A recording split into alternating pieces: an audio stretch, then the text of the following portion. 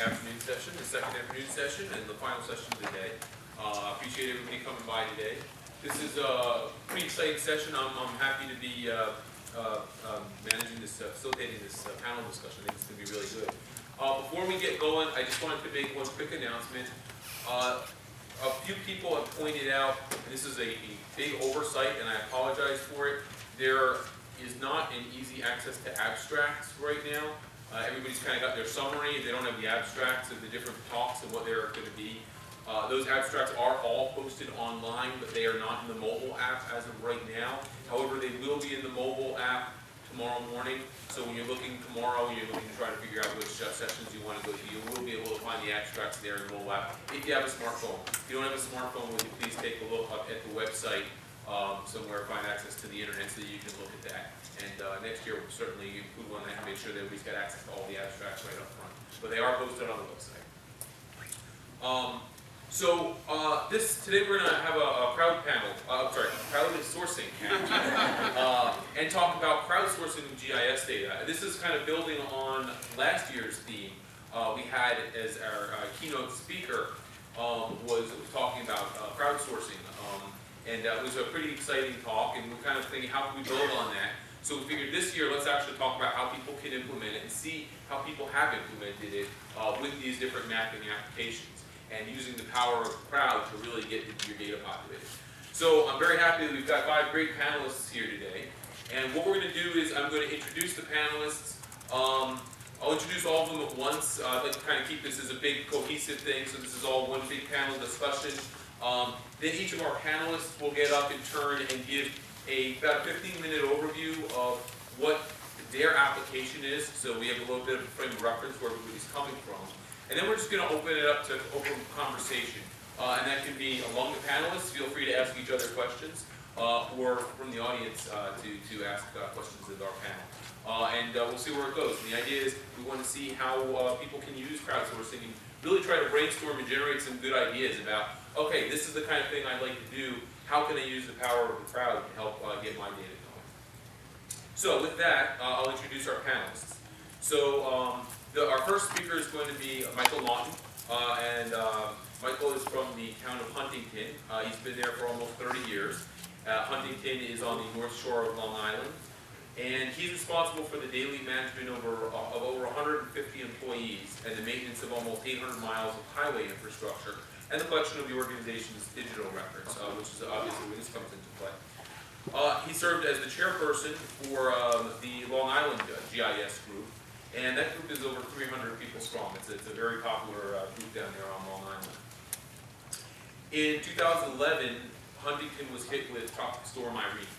Obviously that was a big hit, a big whammy, and just the next year, Superstorm Sandy came through and hit Huntington also.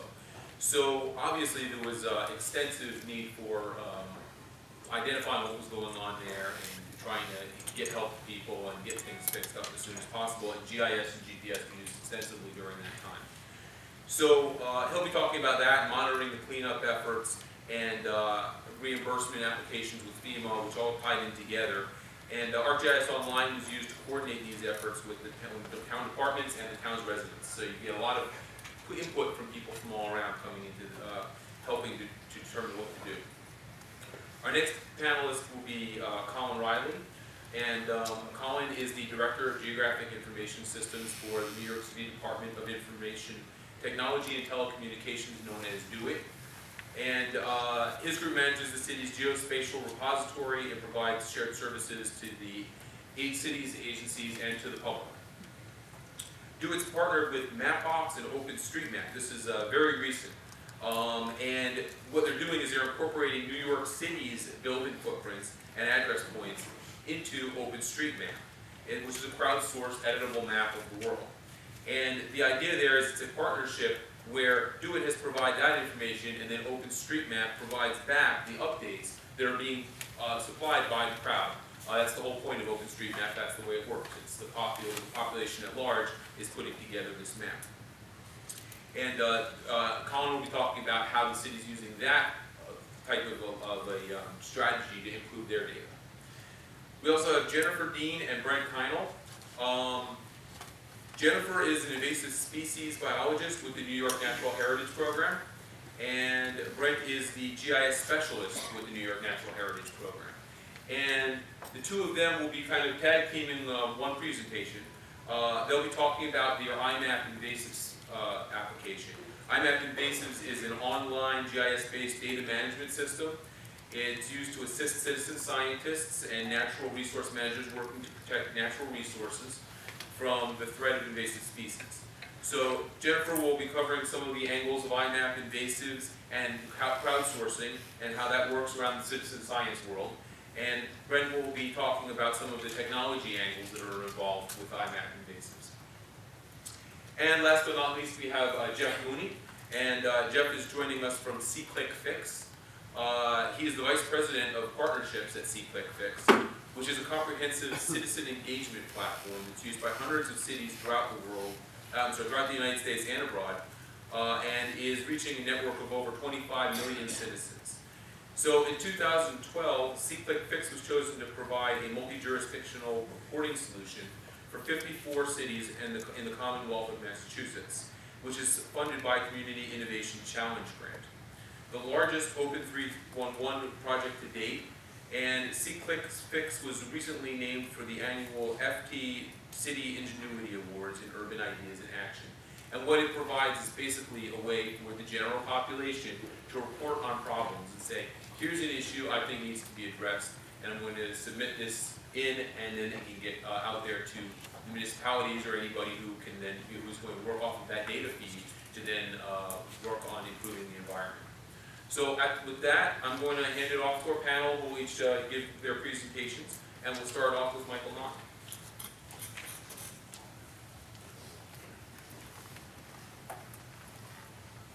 Thank you. Thanks, Eric. Okay, as he said, in 2011, the town of Huntington, we had a tropical storm, Irene, went through. We had like 70,000 cubic yards of debris, lots of issues with communication with residents, lots of issues with communication with other departments within the town, and not so much communication like phone communication, but data communication, because there was a lot of, okay, my street's closed, the wires are down, there's all kinds of problems, and we need to figure out how to deal with that. So when Superstorm Sandy was coming, obviously realized that this event was going to be quite a bit worse than Irene was. And in Huntington, we really didn't have the kind of damage that you experienced in New York City or along the Jersey Shore or even the South Shore of Long Island, where there was a lot of C&D, commercial construction and demolition, or white goods or anything. It was mostly vegetative debris. So there was a lot of trees down, a lot of wires down, a lot of roads closed, and we needed a way to get all of that information, number one, to us, because I work for the highway department, so we're the ones that actually manage all the equipment that's going out to clear the roads, and also to liaison with LIPA, because they have to de-energize wires and stuff that trees are laying on before we can actually go out and do the work. So there was a lot of information because there was a lot of debris, and like I said, I knew that in advance that there was going to be a problem. We watching the weather, figuring out what we need, and then obviously coming from a GIS background, wanted to figure out a way that we could present this information to the public and also get information back from the public. So since I am aware from going through Esri's website numerous times, if there is a natural emergency, they make software available to municipalities for free. All you have to do is call them up. I sent an email to them on Friday morning, by Saturday morning I already had an account set up, ArcGIS Online account. I got, tracking analyst. I got a whole bunch of extensions. They gave me a 3-month license for nothing. So that was really nice because to try and go through the process of buying all of this, getting purchase orders and all that stuff, it was just going to be a mess. And it wouldn't happen right away. So the storm hit from Sunday through Monday, the 29th October was a Monday. So by Monday morning, once the light of day came and everybody started getting out onto the road, we started getting a lot of a flood of information. We set up a couple of places in the town where there were town employees entering data in on all of these locations where there were down trees and roads closed, wires, etc.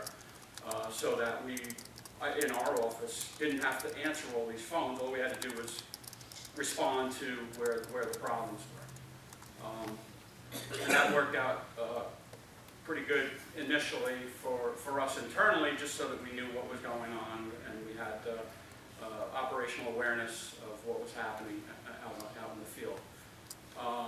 The next thing, obviously, we had to find out was, where our crews were working and what roads were already cleared, and how long it was taking them to do things, stuff like that.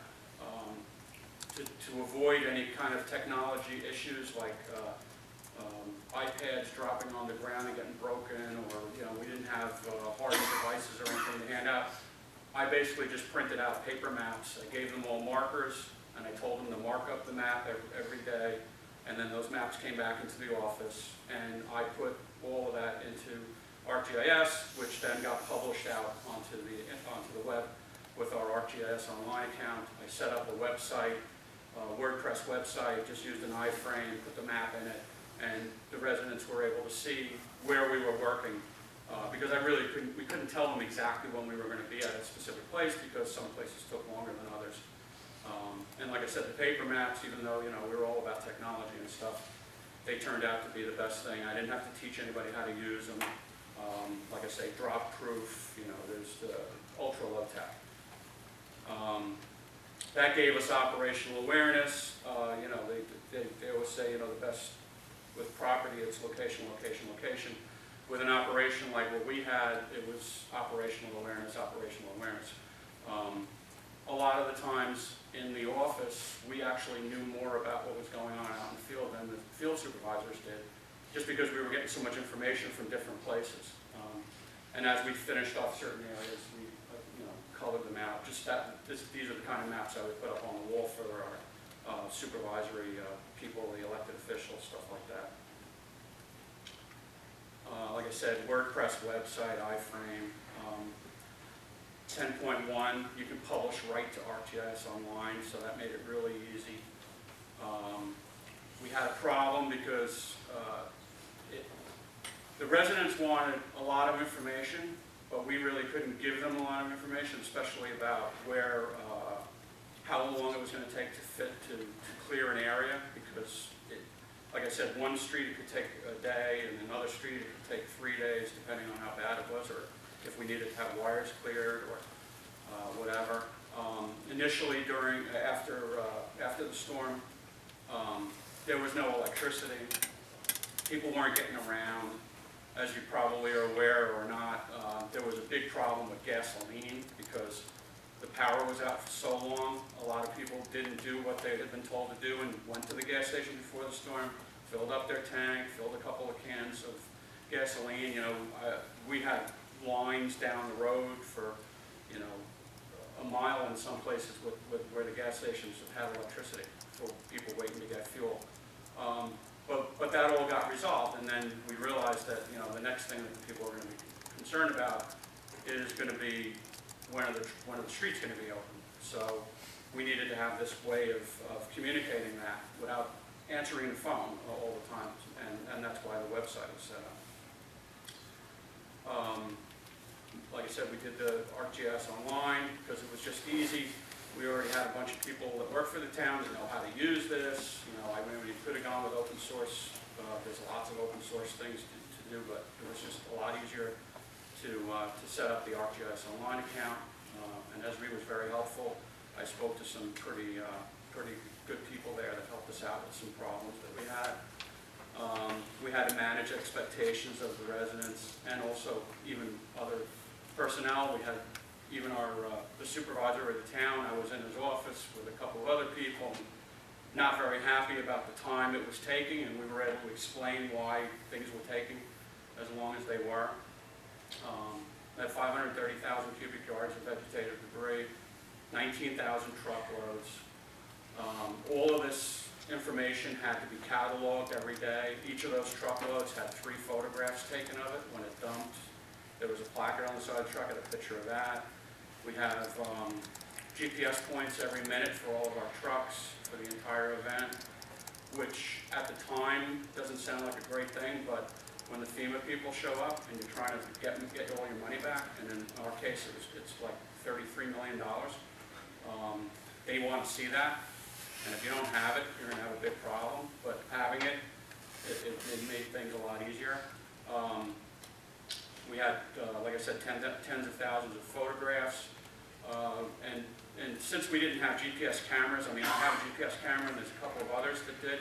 We had like 30 people out in the field. All I did was every morning I made sure that everybody had their camera set to the right time so that I could then match the time up with the GPS point for the foreman's truck so I knew where the pictures were taken.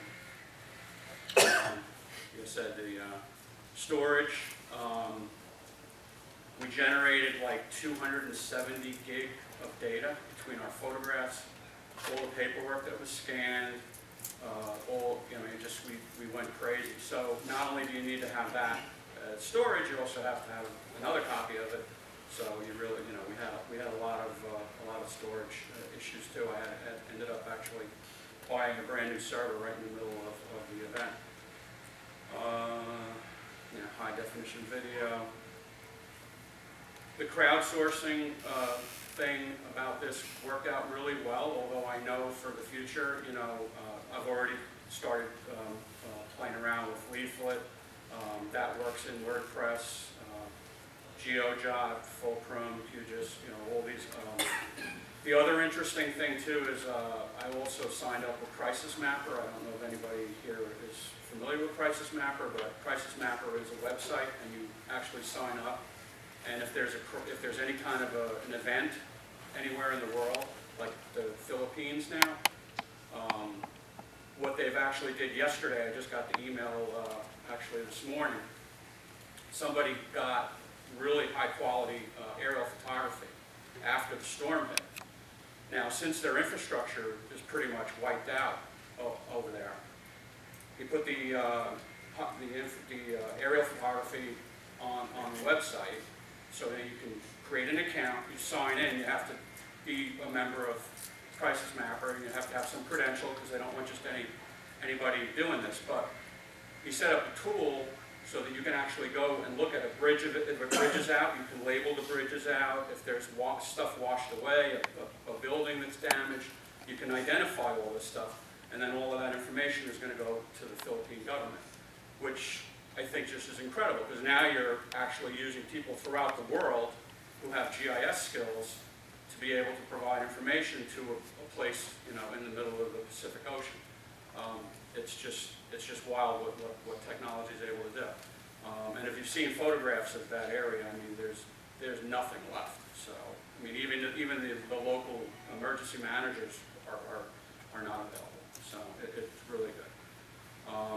And that's pretty much my presentation.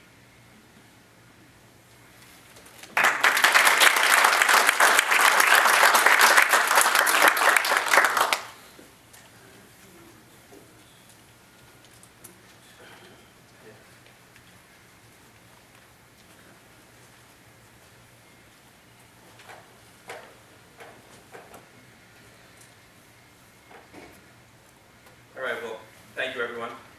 As Eric introduced, my name is Colin Riley. I am with New York City Department of Information Technology, Telecommunications, effectively known as DOITT. And I'll be presenting our engagement with OpenStreetMap community from a New York City government perspective.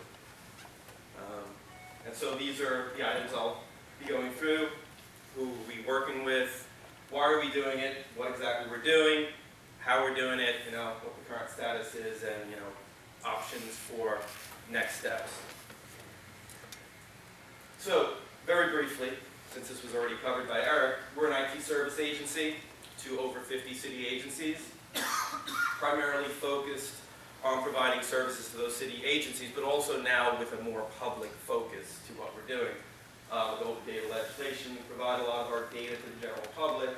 We applications specific to the public. So that's who we are, and I manage a staff of 16 developer, analysts, and support folks. I've mentioned what we're doing to a few people as I've spoke throughout the conference, and I've mentioned OpenStreetMap and often got a quizzical look, so it doesn't seem like everybody knows what OSM is. As Eric had indicated, it is basically a user-sourced data set, geospatial data set, right? Updates to that data set are primarily through heads-up digitizing, GPS feeds, and user-provided content, right? Their approach is to take it from a clean slate, nothing exists, and we're going to build from scratch, right? When they started things, the local law, or at least specific to New York, wasn't available. You didn't have many city, state, and federal governments providing their data, so their approach was, let's sort of go it alone.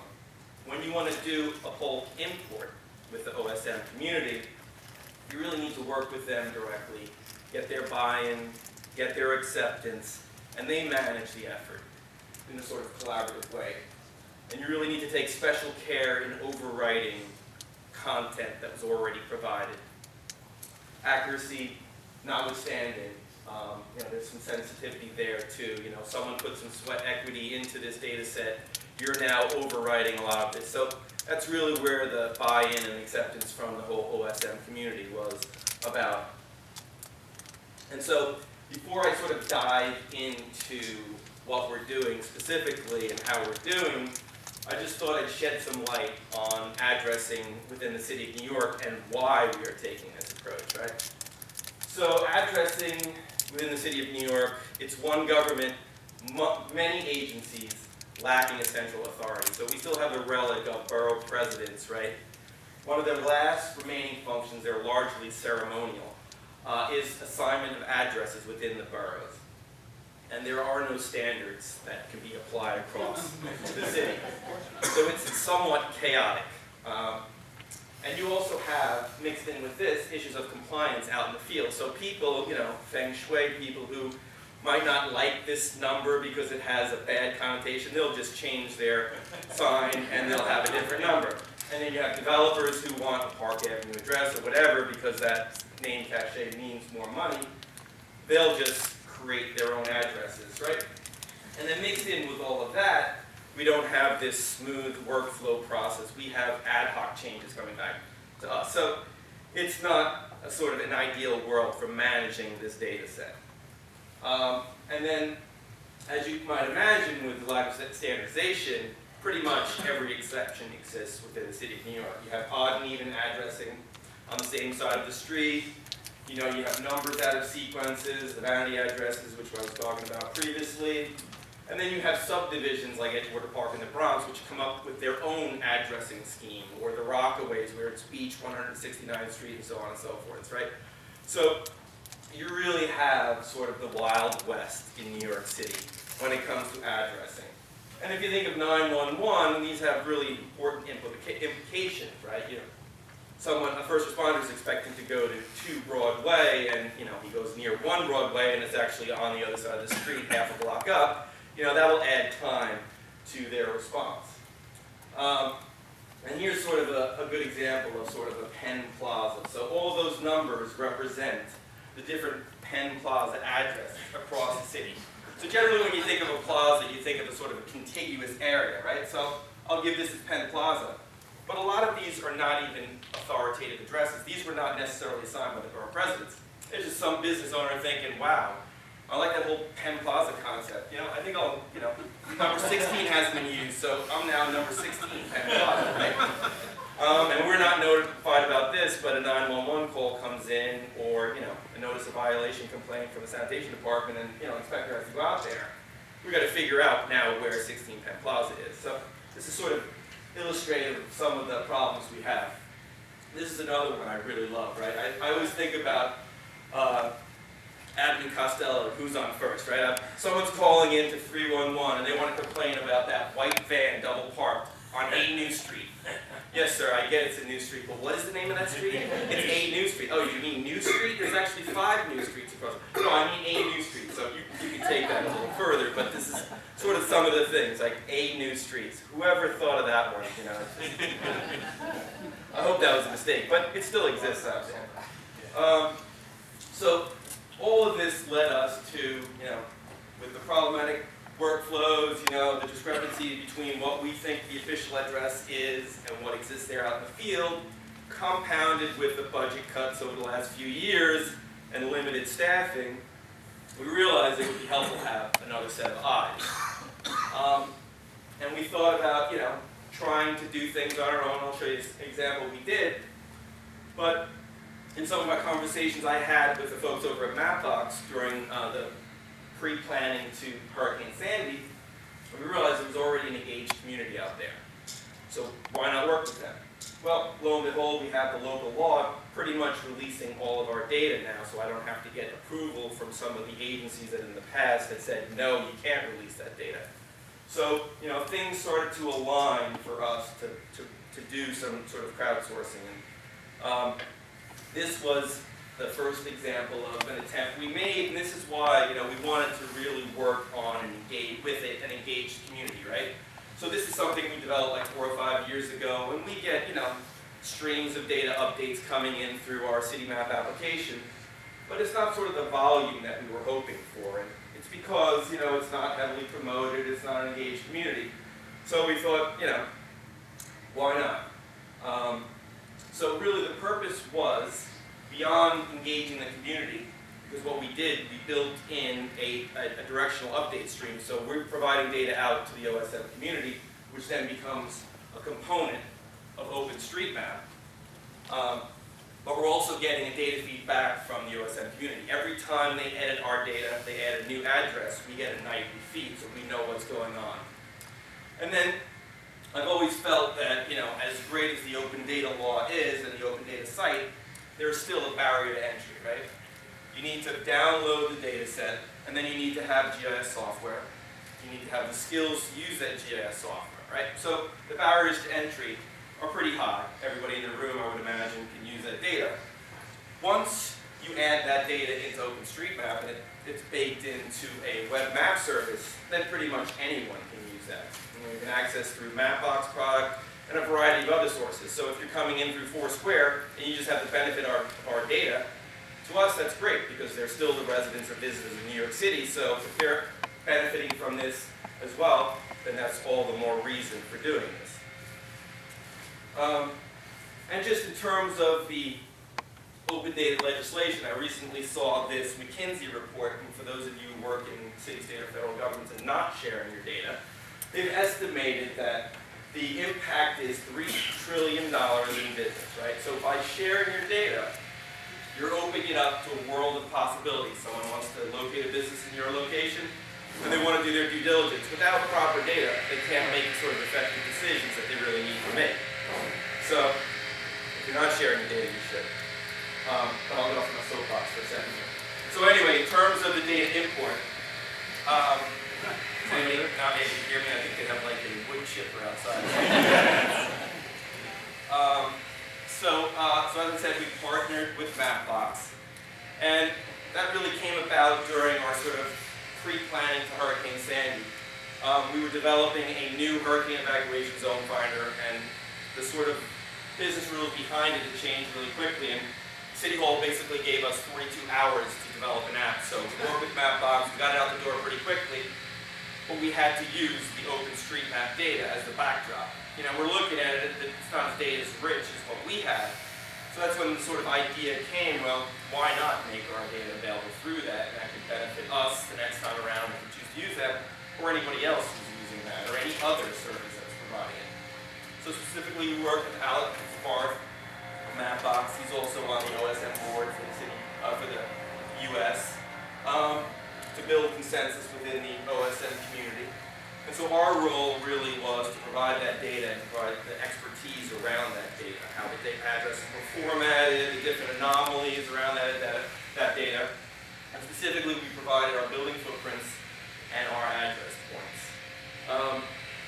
And so on October 12th was the kickoff, and these are some of the OSM community. That's Alex Farth, that's Sarah Haskins, one of my former employees. So So as you can see, it was fairly well attended. They had 22 people showing up on a Saturday on their own time. So there is really a large community out there. And there will be some follow-up meetings.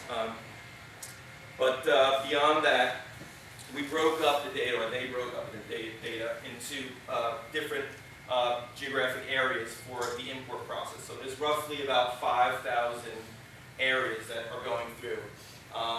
There were some formatting issues that are resolved because there's multiple formats the data has to go through before it's finally in OSM. But it's underway, approximately 5% complete, and we also have that change script I mentioned running. So every time, even the imports, we get notified of all the changes that were made to OSM with respect to the data that we manage. And this is just an example from their task manager showing data that's been validated and imported and data that's been previously done. So the whole effort's fully tracked along the way. There's sort of like a power user community. It's all reviewed before it's finally posted into OSM. So it's a very rigorous process. It's not like someone on a computer and just uploading everything. And this is an example of the email notification we get. Basically comes with the change number and a snapshot of the area that was changed and a brief description that the editor provided. And then you can click on any one of those and see what the specific change was. We can either download this data or, generally what we're having people do, having dual monitors and just heads-up digitizing to add that feature to our data. So it's been working out so far. It's only 5% complete, but once all of the data has been loaded in, we expect to get a fair volume of traffic, and we'll sort of take it from there. And so that's, it hasn't been fully completed yet. We're still in the process of uploading the data. But we're already sort of thinking about, what's next, right? So we might provide additional data for importing. And we're talking about having a bi-directional notification so that we get notified when they change our data. We might notify them when we've changed our data so that they can then go ahead and make those subsequent edits to the OSM data set.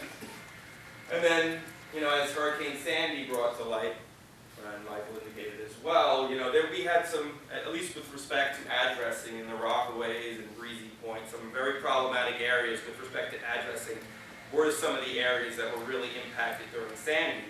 You have information coming in on, what sites have been inspected, whether people are still in those structures or not, and those addresses aren't correlating with the addresses that we have, in our databases. So what we're thinking is having some focused events where we engage the community and we tell them, hey, these are some of the problem areas, or these are types of problems that we're experiencing. Instead of just, wherever you choose to make updates, let's focus on these specific areas and improve the data for the city's purposes and for you as well. And then also this could potentially be, since this is really the first time it's happening within the US, but it could potentially be a model for other city, counties, and states. And so, if you'd like more information, and I think this presentation will be posted on the association's website, the top one is a proposal that was submitted to the OS community, and it gives some of the nauseating details in the process of how we're going to, split up the data and review it and post it. That's the meetup. So if you want to join, if you want to create your own local community, it's not just New York. There's OSM communities worldwide, and even if you don't have, one specifically, you can still make edits to the data within your local jurisdiction or where you live. And then some of the technical details, there's a GitHub site that goes over some of the issues that we've had and how those have been resolved. So that's really it. That's our first step with doing crowdsourcing within the city. And so I take it we're going to leave questions for the end. But here's my contact information if you choose to follow up with me after this. That's fine as well. Thanks.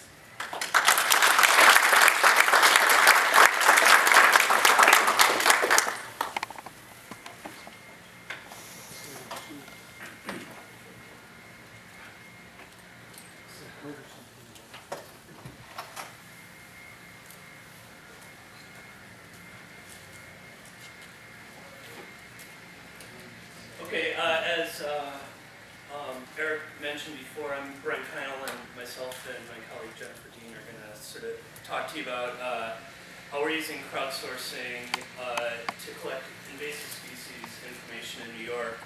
I should mention the program or the website we are doing, it's called iMapInvasives, and it's now actually in use in 8 different states as well as 1 Canadian province. So we're trying to grow our network a little bit as well as not keep it within the state. So normally we're giving this talk to ecologists and biologists, and most of them know what an invasive species is, but I figured this audience might not necessarily be familiar with it. So they're basically plants that aren't native to a specific area, in this case the state. They don't necessarily have to come from another continent, though most of them seem to. And they're plants, animals, pathogens that cause harm either to the environment, to the economy, or human health. And some of them can do all 3 of those at once. They come with kind of some interesting charismatic names. We have a plant here, it's swallowwort, but it also has the name dog strangling vine. It creates these huge thickets that are basically impassable. And then we have there are 2 insects that sort of make the news in New York State. One is the Asian longhorn beetle, and this is a species of beetle that came from Asia that is not host specific. It will basically kill and devour just about any hardwood tree. And then one that I think a lot of people probably have heard of that's in the news a lot right now is the emerald ash borer, and that actually is host specific to ash trees, and in areas where it's become established, it's pretty much wiped out 90% of the ash trees. Then we have the snakehead fish. This interesting creature can actually walk across land for short distances and disperse into other water bodies. Wild boar, and then my favorite name is this massive goo at the bottom. That's rock snot, or demo. So this is one that follows a lot of our flowing waters and trout streams. So we were kind of fortunate when we sort of dove into crowdsourcing invasive species data. We already had an audience. New York State has what we call PRISMs, or Partnerships for Regional Invasive Species Management. And these are organizations that have a regional focus on the control of invasive species and are sort of the catalyst in that region for getting our citizen scientists as well as professionals with invasive species interest involved and sort of maintaining the mission for that area. All these PRISMs are, I think they're all state funded now, right? Almost. It started with the Adirondacks and Lisma, the Long Island one there, and it has grown. So we with iMapInvasives, basically are trying to, it was first built as sort of an observational database, just looking at where invasive species are. So, this is sorry. But they, basically, we wanted to address the locations of invasive species, but at that point we didn't really know what we were going to do with that data. We just knew where they were. It was basically built to get the locations of these and to inform people that might have a management interest in those of that location, more of an early detection mechanism for invasive species. And then we also wanted to address the needs of researchers and professionals that need not only to know where invasive species are, but how many, to do assessments of those, to log the various survey types, and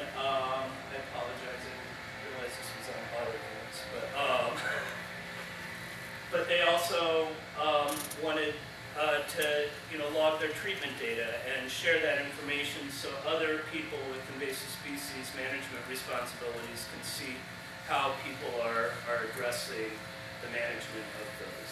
So basically, when I say that early detection was the initial sort of reason for doing this, we have, this is a endangered fern, hartstongue fern, and then we have a little bit of that dog strangling vine there. So we want to catch it there before we have a whole forest of it. So that is sort of the goal, was the initial goal of iMapInvasives. So it was an online tool for submitting observational data. So basically, we wanted to hit the management when it was a sort of attainable and low-cost attempt, rather than having to basically nuke a whole area with herbicides or fire or other things. So initially, it was just an online form, but we've noticed that most invasive species don't occur at our desktops. So we've been pushing to get this up on a mobile device, and iMap is built in pretty much entirely open source. We call it an open source sandwich. It basically has an OpenLayers front end.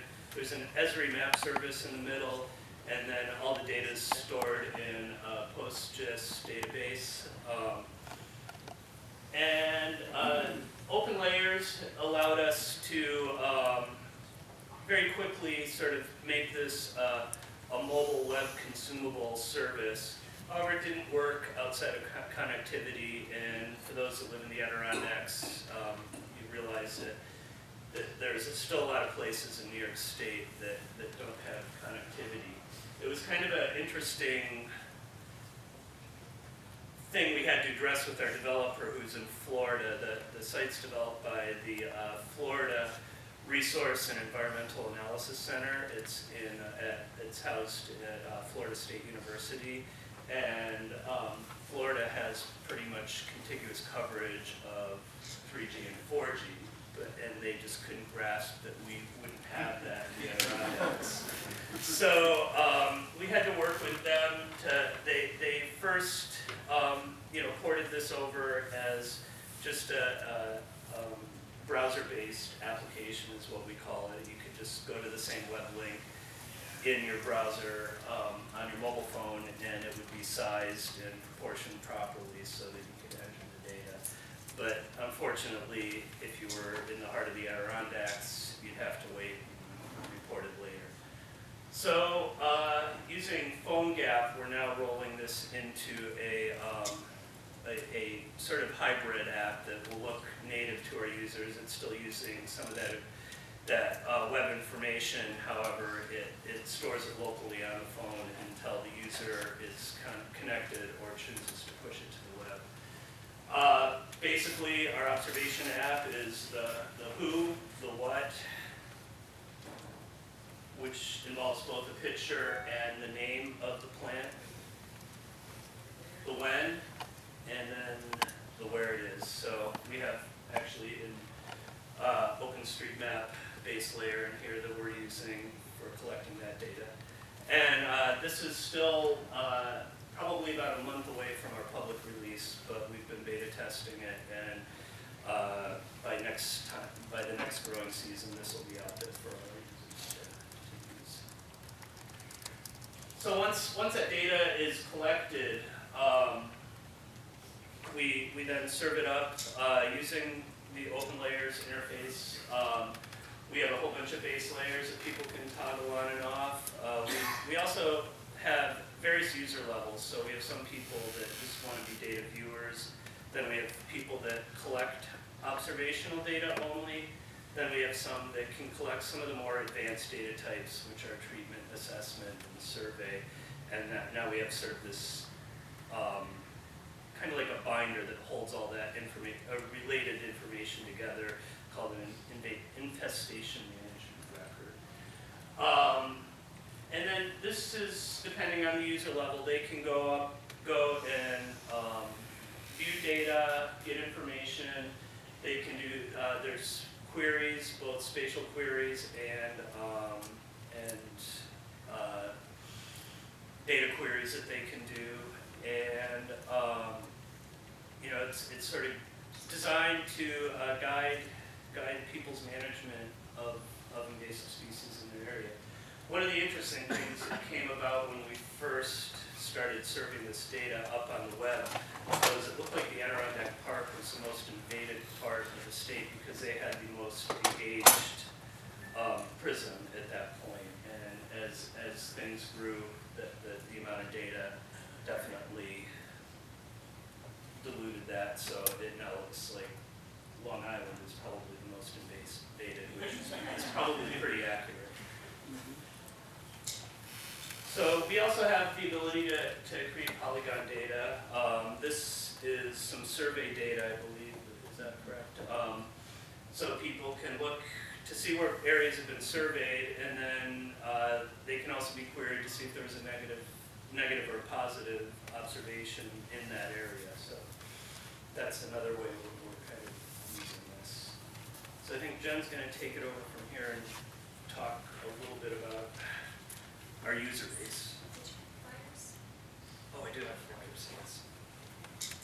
All right, thanks. And full disclosure, I'm not a GIS person, but I'm soaking up a lot right now, so I'm hoping to go a lot more on GIS. But it's been great working on this project. I deal a lot with coordinating user trainings and dealing with the data and the species component of the database. And so I just want to talk a little bit about who and what types of data we're getting from our users for folks who are interested in crowdsourcing projects. And so iMap was launched in 2010 in New York State. And since then we've gathered about 83,000 records. And the bulk of this are from our partner organizations, so state agencies and other organizations that give us their big data sets. Because before this in New York State, each organization had their own way of tracking their data, whether it was their geodatabase or just an Excel sheet or field forms in their file cabinet. It was all across the board. So we get these big data sets from organizations and upload those. But that still leaves a pretty big chunk that we've received from our directly online, kind of within the terms of crowdsourcing the information. And so we have about a little over 7,000 records that our trained users have entered into the interface. A very small chunk of that so far has been with the mobile device. This was just the browser-based interface that Brent just talked about was launched in the springtime. So this is still depending on connectivity. It uses uploads the photos right there in the spot. So it hasn't jumped as quickly as we hoped it would, but I think with this launch of this more native app, more people will be using the mobile interface in the field. And who's putting this data in? So we have kind of these two worlds that we deal with. The natural resource professionals, so either local, state, federal agencies that, for their job, they're tracking invasive species for whichever reason. Also land and water managers that are outside of the realm of these governments, government agencies or local or state agencies. So this could be like the Nature Conservancy has certain preserves or a local lake association. So there could be many different types of organizations that fall within that management type category.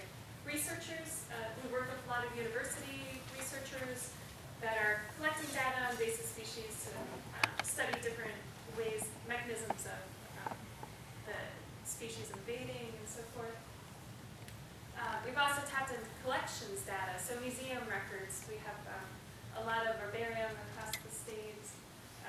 Other taxonomic groups have, the New York State Museum has a lot of taxonomic groups where they've been collecting data and specimens, which that historical data really helps us pinpoint some of the origins of those invasions as well. And contractors too, so if they're doing work for towns or municipalities, they might be collecting information on invasive species that they're willing to share. But within the citizen science realm, this is when we get into basically folks who are not getting paid to do this. So a lot of them are amateur naturalists. They might love birding, love botanizing. A lot of educators and students as well. This, having some type of mix between technology and environmental studies has been a big winner with class moves. And so, any way to engage students. If you put a smartphone in their hand and say, okay, you can use this for your class, you get them hooked. But even with a GPS unit, the students are really good. They can quickly find, sometimes some of these units have games on them, I guess. They can quickly find that. So they're no stranger to technology, so it's a great avenue to get them in there. And volunteers, people are interested in their community. They want to be able to help preserve some of the natural heritage of the area that they live in. And so one of our, the things that we're tasked with the state is maintaining both a comprehensive database showing accurate distributions of invasive species and also quality data. And so this does take a lot of effort from many different aspects. One thing that we do is we require user training to be able to enter data on the map. And this can be either online for the observation data. We have an online quiz and video that people can watch. It takes about 5 to 10 minutes. So it's a pretty easy way to get in there and start mapping things. We do also have in-person training sessions across the state. So each spring we go to those 8 prisms that Brent mentioned and do some type of workshop where people come in and get trained. Each year we seem to get more and more people coming out to get training to enter data into the database. And also, even though we have this great database, it doesn't do much unless we encourage people to start entering data into it. And so we do a lot of targeted outreach. We look at where the data gaps are within our data, whether it's locational or species-based. We realized a couple years ago that we were very heavy on the plant data, so we made a lot of efforts to say get invasive animal data as well, or aquatics. So that's been helping out a lot doing this targeted outreach. We also encourage projects within iMapInvasives, or we also tag on to statewide projects. Like the Emerald Ash Borer, there's a lot of community outreach monitoring projects that are out there. So we offer the infrastructure essentially for these project leaders to collect the data from their volunteers. And so we'll offer some type of training to help volunteers get up and running, or at least train the project leaders so they can train their staff or their volunteers. And then with the mobile move, hopefully that will encourage a lot more submissions as well when they're out in the field. But maintaining that quality data, of course, is very important. And so everything that's entered online actually goes through a quality control process. We don't actually send people on the ground to ground truth it, but we look at the photos that have been submitted. If it is something that's a high priority species or a new location, we do contact our local experts in that area. So that's where this PRISM network really comes in handy. We can call up someone, say in Adirondacks, and tell them we have a new report. Can you send somebody on the ground and check this out? So we go through a verification process before we turn any observation to confirmed within our database. And once it does become confirmed, then that's when email alerts will go out to the users so that they can be aware of the invasive species that are popping up in their area and be on the lookout. And within the database itself, we have some built-in error control features. So things like if you try to type in coordinates that end up outside the state, it'll give you an error message, or a photo will pop up of the species you selected just to make sure you pick the right one. So a lot of things like that try to cut down on some of the data entry errors. And for this, I did a little bit of number crunching. In case folks are interested in getting to crowdsourcing, just some of the things to think about are return on investment. So the training that you're doing to your users. So we've trained about 1,400 people across the state since 2010. And we have about 440 people who are actively entering data. So it's about a 33% return on investment, which is actually pretty good for volunteers and crowdsourcing as well. And then just kind of a breakdown here, we have percent of our trainees who are entering data and how many observations they entered. So a lot of people will just come in and dabble, put 1 or 2 observations in there. But we know that they know about the system, so if they have something important to report, they know where to go. And then we have what we call our super users as well. So, we have a couple hundred people that are in that far end of the histogram here that are entering, lots of observations. They are, repeat users that are coming back and putting in some really high quality data usually as well. So there's a lot of, and this goes across the board. This includes the natural resource professionals and the citizen scientists as well. All right. That's all I have.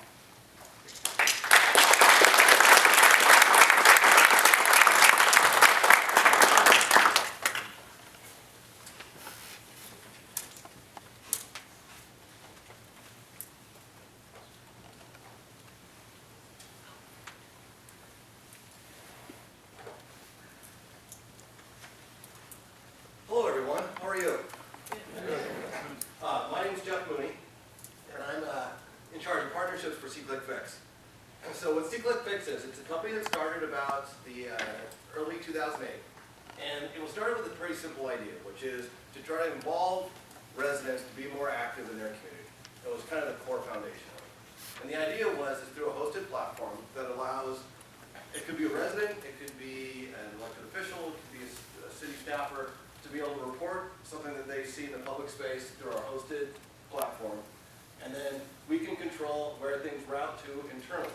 So the idea being that someone could report, say, a pothole, it could get routed to a local government official. That official could then have the issue fixed.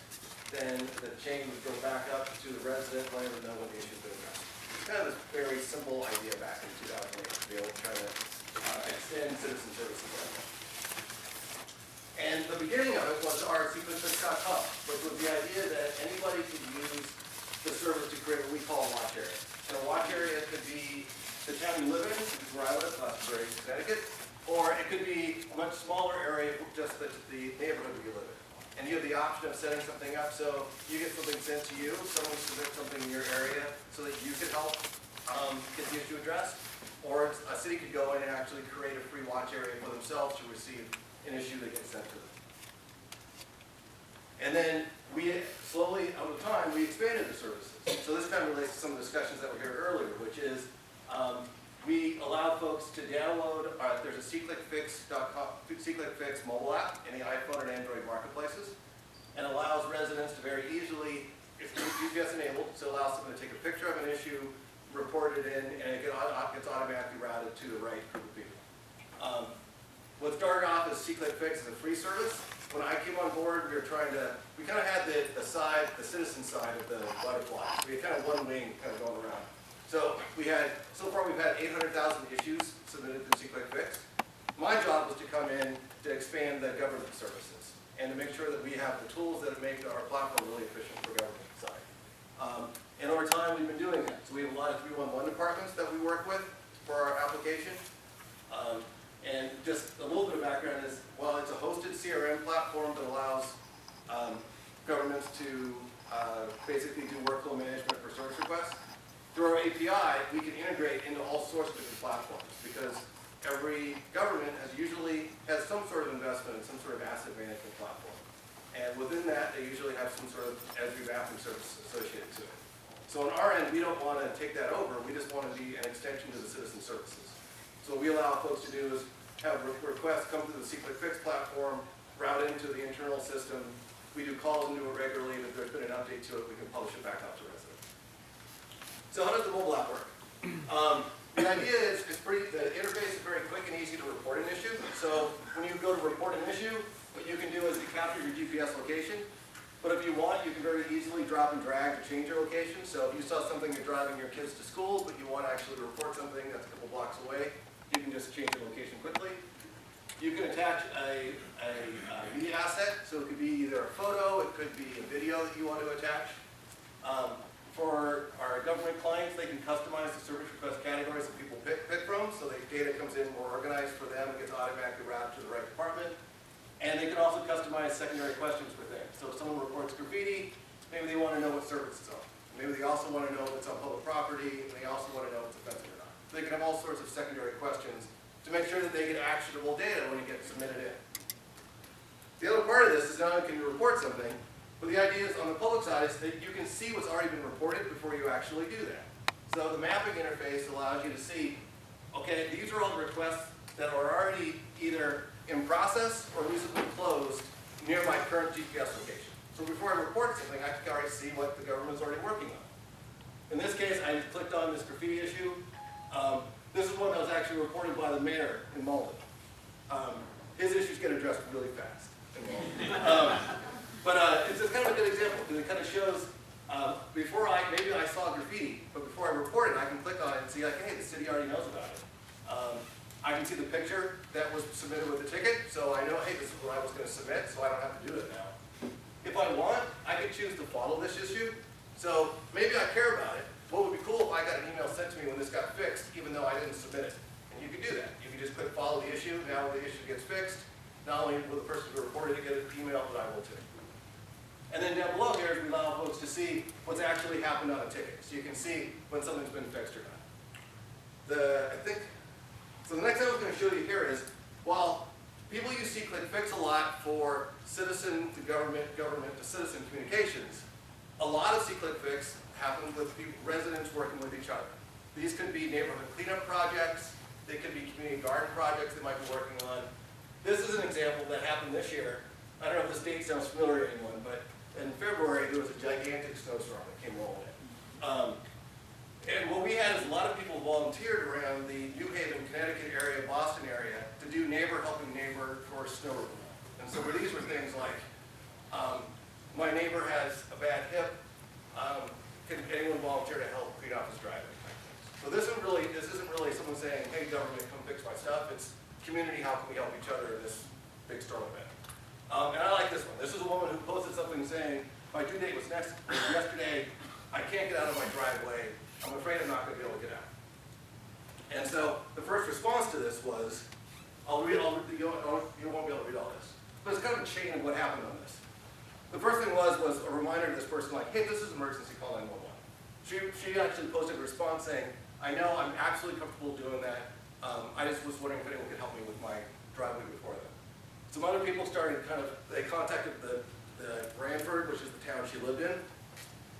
There was a post that shortly after that she said, hey, you know what, I can hear the snowplow coming. So the snowplow's coming over my house, I'm going to be okay. But there's a lot of people who are kind of following the chain of this woman who's, past her due date. She actually posted that when the plow came by and took a picture of it. And what's cool is the Branford fire chief posted saying, that was me, I'm glad I could help out. And it turned out that he was in the area on a medical emergency, and someone had called in about this woman not being able to get out of her driveway. And so he just drove over there, was able, timing-wise, to be able to address it, which is kind of a neat thing. The fun part of this is she actually went into labor like an hour later. And so she shortly after that posted a picture of her and her newborn afterwards. So this is kind of an extreme example of a chain of stuff. Let me tell you, most of these comments are like 2 or 3.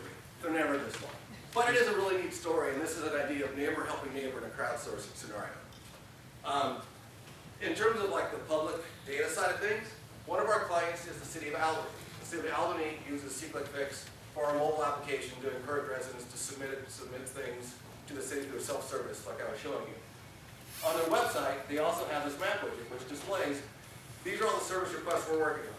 The ones in orange are the ones that are new, green are the ones that are in process, blue are the ones that were fixed within the last week. And after a week, each of these issues gets archived. So the map is dynamically changing all the time, showing things either in process or recently closed. And it's just a neat idea of just, this is data the city had, is there really a good way of sharing it with residents? So if someone comes to the city website to report, for example, graffiti, they can first, if they want to, click on issues and see, wow, look at all the stuff that's going on around my area, as well as being able to check whether or not the city already knows about this particular issue. And just to kind of show you a much more common transaction on a closed ticket is, this is one about a tree issue. They acknowledged it on the 6th that they received it and assigned it to a department, and then they closed it. I think I did the snapshot 3 days ago. So But anyone could see, like, the city would actually took and they closed out the ticket. What I kind of like about this, and this kind of relates to my butterfly analogy a second ago, which is this is the city of Albany, and this is what their municipal dashboard looks like. So this isn't what residents see, but this is what the city sees. And this is showing in the last 90 days, where have service requests come from? And the ones in the color here shows the number that come from residents, either from that iPhone, from an Android device, from the city website. So that's those areas. And the ones in black are the ones that are city initiated. And these are either staff in the field with the same mobile app, taking a picture and reporting a pothole and closing it from the field, or when a resident calls in, they're taking that ticket from the resident. But either way, all that information is being shared on this website. So this is really reflective of everything that's going on around the city, whether or not it's from residents or city initiated. So it's being captured in kind of one centralized depository.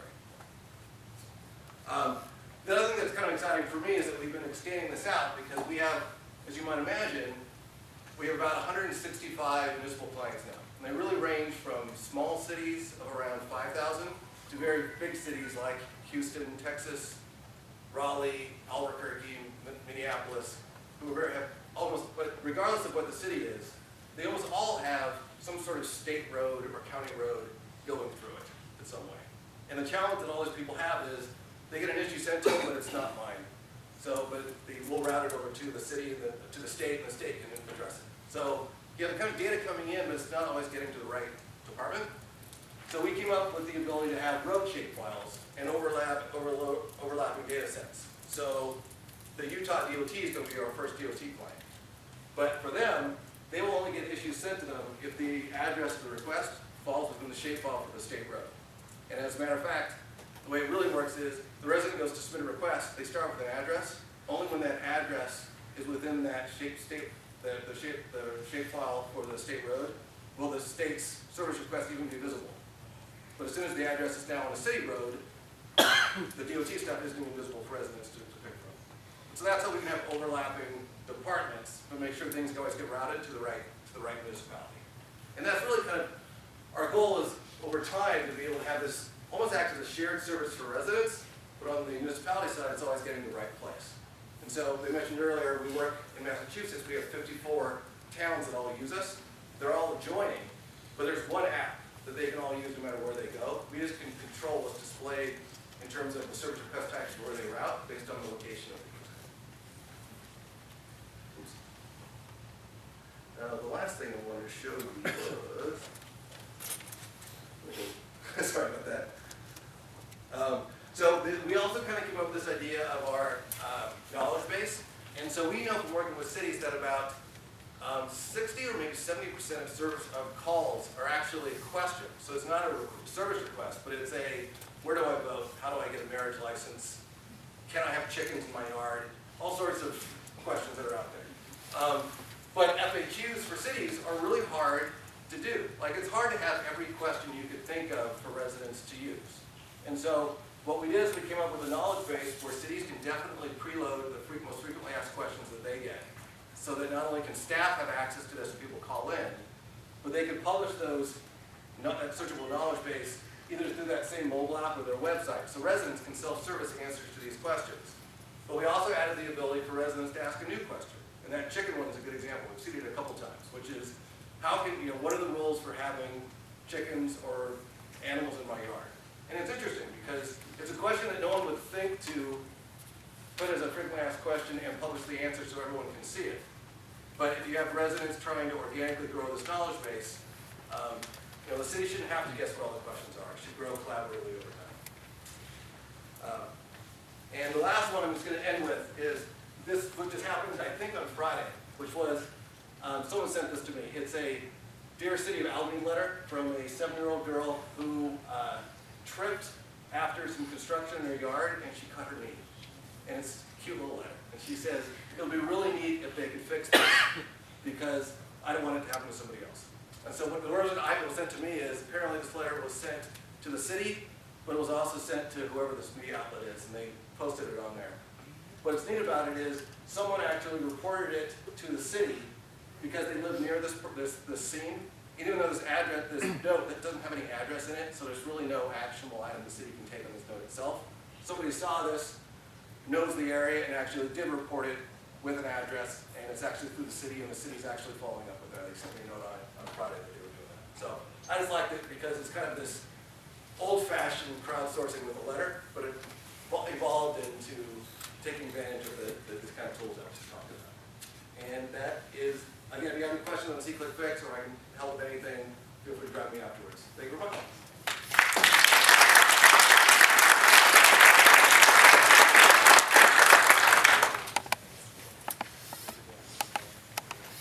All right, terrific. Thank you very much, everybody. So that gives you a good overview of what everybody's projects are. I am going to pop this slide. Oops.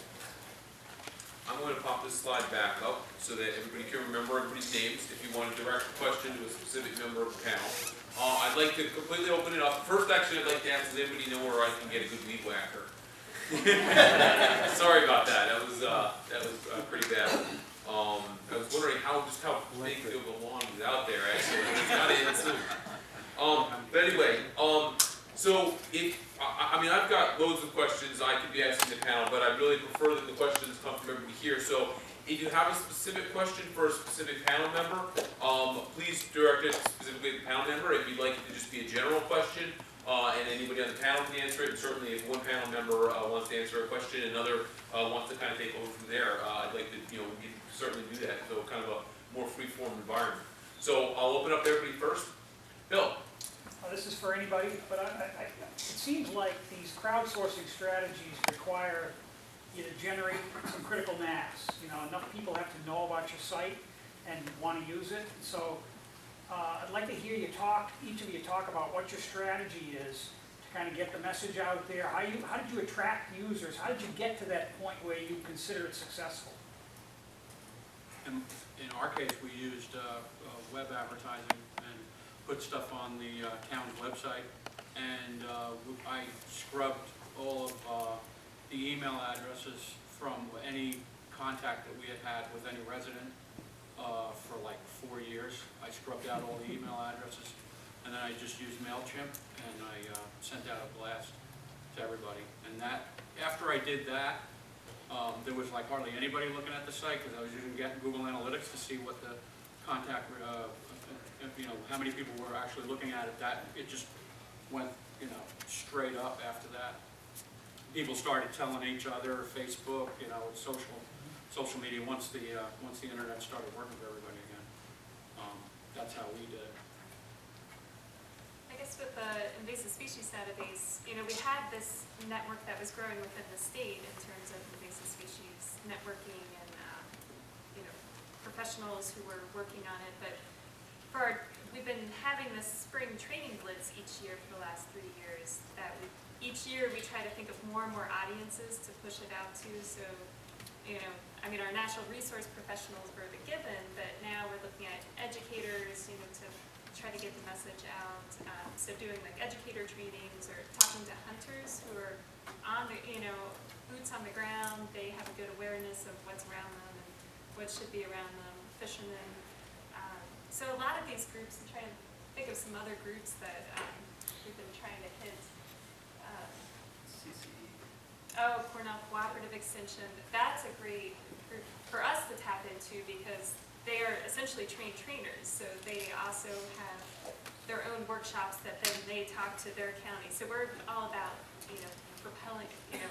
propelling the message outwards. So getting people trained that can then train their volunteers or their staff and so forth to get the message out.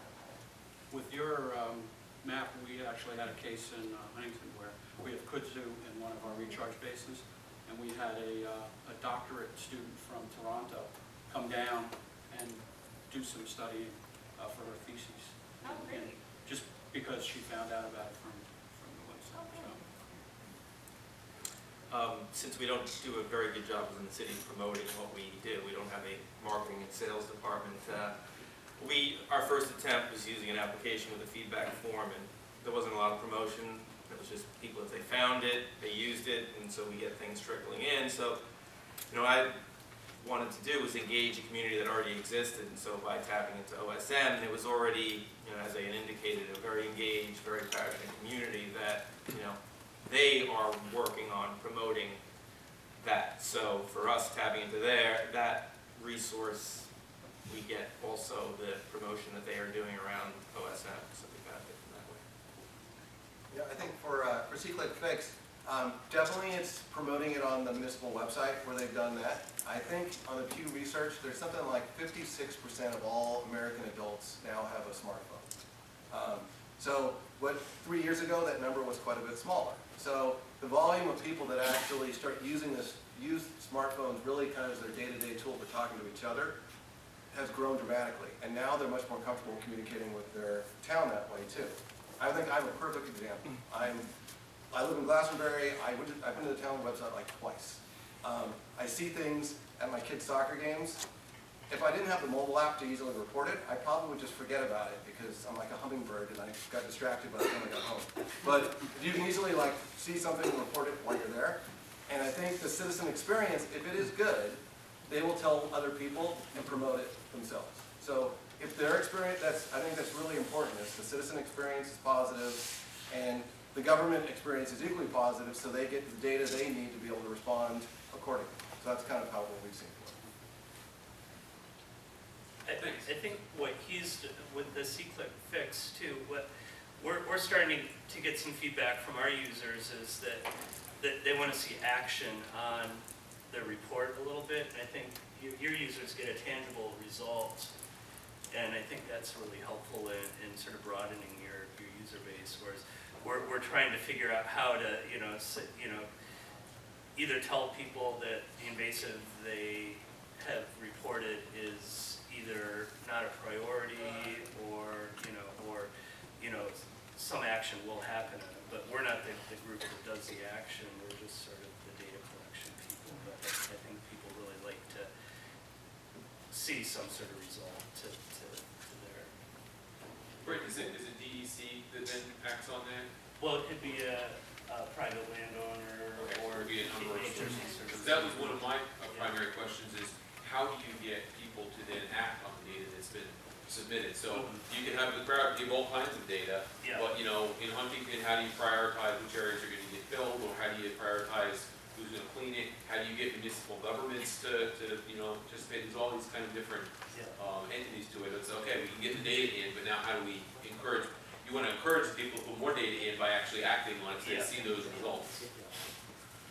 And I guess with the invasive species, in a way we have our priority list. We know which species are things that we're going to jump, or somebody will jump on, or certain locations. We have something built into the system that we call suspicious distance. So if a report comes in that's so many miles away from any other known report of that same species, we get a special alert for that. And it's either A, somebody mistakenly put that in there, it's wrong species or wrong location, or B, it is a high priority early detection type thing that we then need to get that information out to the folks on the ground. Great, thank you. Sam, did you have something? Yeah, I got a couple actually. No, it's just I'm sorry, I saw I got two actually. One for Jeff and it's kind of one for Colin too. But Jeff has a big client base and we're kind of struggling with CRM programs and we're going to implement one. But one of the things that keeps coming around is authenticating the call. And in absence of a picture. And so then, do you have any metrics of? We've got a big municipal, urban, how much of the data that calls in is not authentic? Right. And what's the cost associating with authenticating the data that's coming in? Right. That'll play into something I'm going to ask Colin too. But we struggle with that, how the cost and everything that goes into that, and who's going to do that. Quite frankly, we're kind of scared on many ways, and Mike had a little bit different of an application, but we're afraid, the issue of one, user expectations are high. You're going to send people out, and now there's people now that I've reported it, I expect it to be fixed that much quicker. Right. One, we can't do that. We don't have the capacity to do it. Yeah. But then there's the cost just of authenticating what's coming in and how you vet through that. So I would say I've been doing this for about 3 years now. And when I first started, the whole idea of the open government side of things was pretty new. Like the idea of showing all the potholes that haven't been fixed. I don't think there's a public works person in the world who would go like, I would love to do that. That's a great idea. But I think what we found over time is that the departments actually, the coin is actually the other way around, which is if you're sharing the data, you're actually exposing all the work that you actually are doing and proactively getting done all the time. So if someone went to the website and said, I'm going to report graffiti, they now see, wow, look at all the stuff that is being done on my behalf all over the town. So it actually raises, it's really the end users of that chain. They're getting visibility of the work they're actually getting done that they never actually had before. So while they're probably the last ones who are like most reluctant to adopt it, become the biggest promoters once it's adopted because it's actually showing all their stuff to getting done, which is kind of a neat aspect of it. The platform does allow you to do some customization, so if you want to set expectations of time for closing, because that is scary, the idea that I reported this and I want it done now. But cities are going to prioritize when they do potholes, and there's patch seasons that they do, and there's all sorts of requirements around that. So they can have some basically expectation setting per request type before someone submits it, so people can actually understand time to delivery, however they want to set expectations to do it. And then in terms of getting accurate data, people can report, they can report like a pothole that's not there. I mean, that's certainly something they can do. Some cities have made it a requirement that you have to include a photo for using the mobile app. They said, you need to have a photo for us to take action on this, to do it.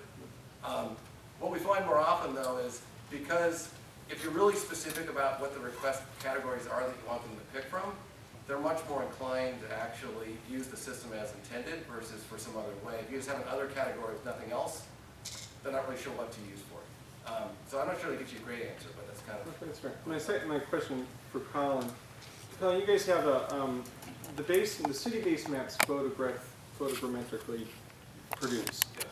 What's the discussion, especially when you go into crowdsourcing on building footprints, which is photogrammetrically derived, and you've got some other really high accuracy plan data in there.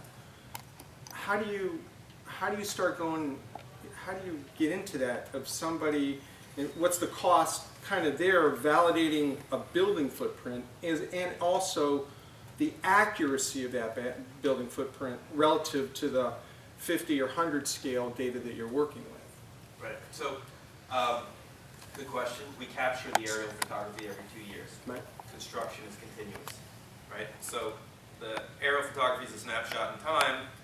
We get a data feed from the Department of Buildings for all new construction, and we put placeholders in, right? When we get updates from OSM, we'll consider those placeholder geometries as well until the next flyover. The first step will be to go through everything that's sort of a placeholder. Its status is, it's either provided by OSM or it's something we got through buildings. And we then have all of those captured planimetrically. So until you refly, it's kind of Exactly. a cartoon. That It's every 2 years with the next budget. Who knows? It'll be every 4 years. So it's yeah. So yes. All right. But then also, sort of beyond that, I thought you were going to get into authenticating the content that's coming in. That was a big question. And what we've seen in the OSM community is the community polices itself. If someone goes in there and starts entering in erroneous data, then they'll be excluded from the community. So it's, an odd mistake here or there is no big deal, but if someone's just going there and just, trying to really mess things up, then they will be excluded from the community. They're not able to add content again. And that's exactly the kind of thing that you see on Wikipedia, for instance. Right. Where if somebody throws some garbage in there, it very quickly gets washed out. Right. Yeah. It's interesting, I heard a few weeks ago, I was listening to the radio and on NPR, they were talking about this really interesting story about reviews I think it was a state agency somewhere, and they had online reviews, and they found out that all of these positive reviews were actually fake and they were coming from the agency itself. And the agency's employees were kind of submitting their own reviews and positive reviews to make it look like they were doing a good job. And that kind of stuff, it washed out. It was discovered, and it does come out in the wash, that kind of thing. So you do want to make sure that the data is authentic. Sam brings up a very good point with that. Austin, you had a... Yeah, I have 7 questions.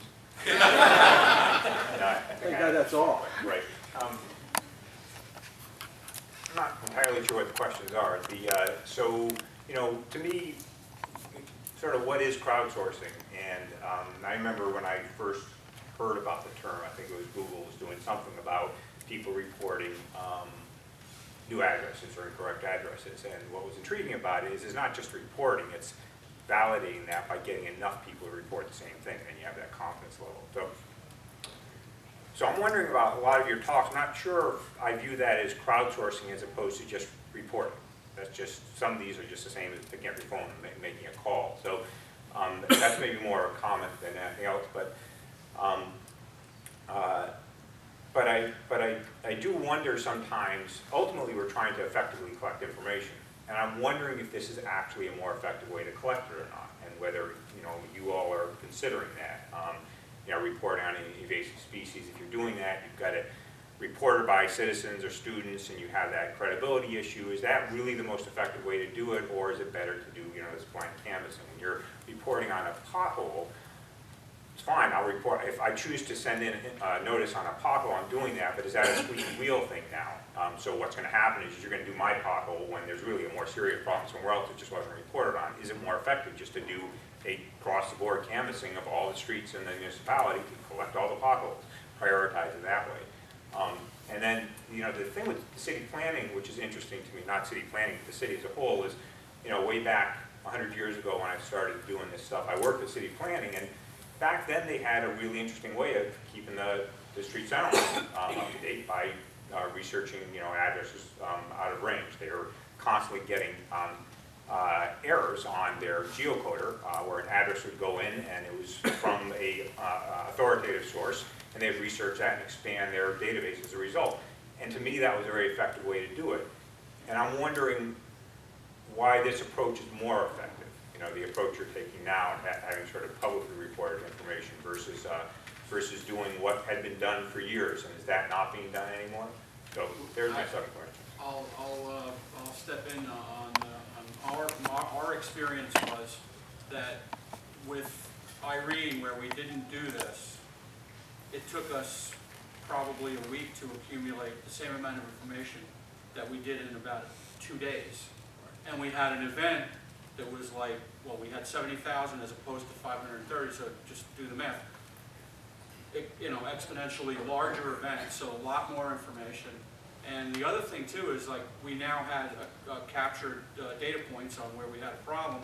So when FEMA comes in, when we're doing our reimbursement process, we can show them this is what it looked like the day after or 2 days after the event happened, and this is all the information that we're, you know, gathered for this stuff that we have. So that worked out great, and that's my The city planning question, I'm assuming you meant New York City planning? Yeah, sure. Okay. Right. Well, this isn't in replacement to anything that we already aren't doing, right? So we manage the data collectively with the Department of City Planning. And we still get information that way. We run the tax rolls through it, you know, we get every 10 years from the census addresses. So we get feedback from a lot of city agencies. And we rely on that, and I would say the data is highly accurate, but it still doesn't capture everything. You have people changing addresses out in the field on their own, right? So reflect, you know, the most current conditions, it seemed advantageous to have a second set of eyes, or multiple second sets of eyes, you know? So that was really So it's an addition for doing it. Yeah, okay. It also sounds like a lot of the solutions aren't solely working on the crowd, but it's more of a hybrid approach where you've got authoritative people working on something and you have the crowd supplementing that data, but you're not using the crowd wholeheartedly, except probably with SeeClickFix where you really are.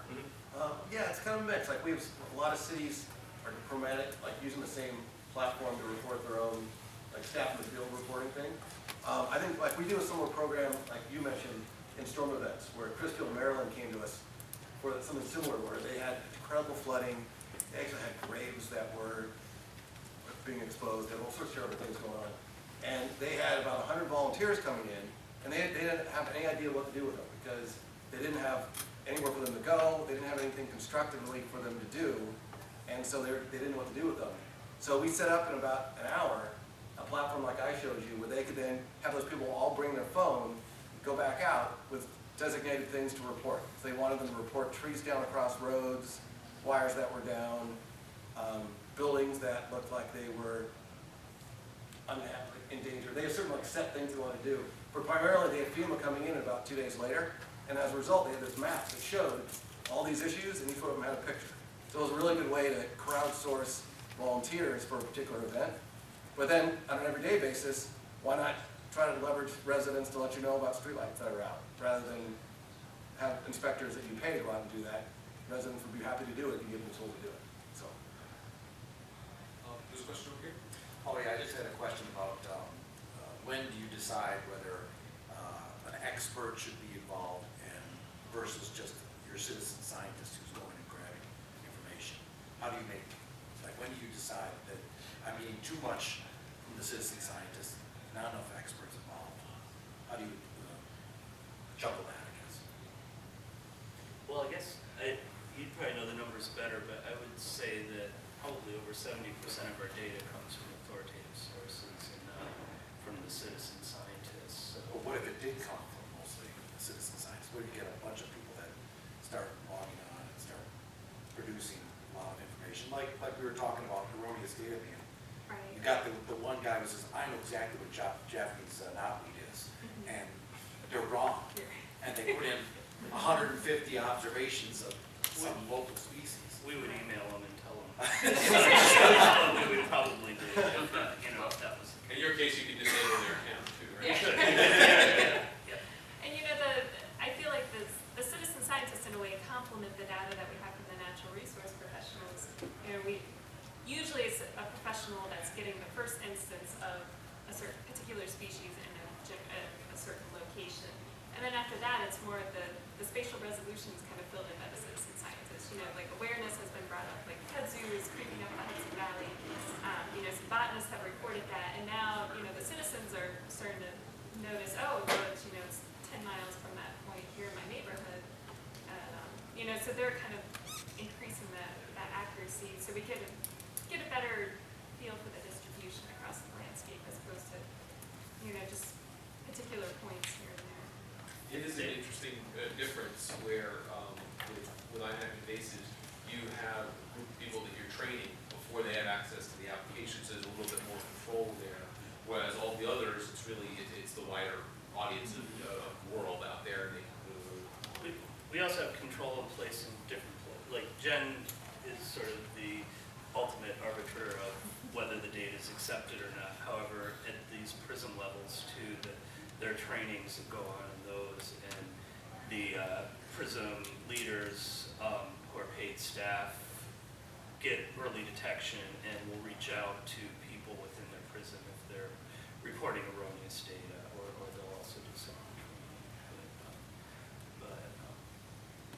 the other thing that the citizens are also helping us with is we have sort of these core spots where data is being collected, like natural areas or areas owned by land trusts or other organizations that are very concerned about their specific chunk of property, and the citizen scientists are sort of filling in that matrix around that, and that really helps us with the early detection warnings. If nobody's reported Japanese knotweed in a specific geographic region, and the first person to do that, I think, is going to generate a early detection, even though it's probably omnipresent. Tom? Yeah, I was just curious. You mentioned Crisis Mapper is kind of a free platform, and you don't have to own a lot of software. We don't have to own anything, really. And whether you could talk a little bit about whether that would be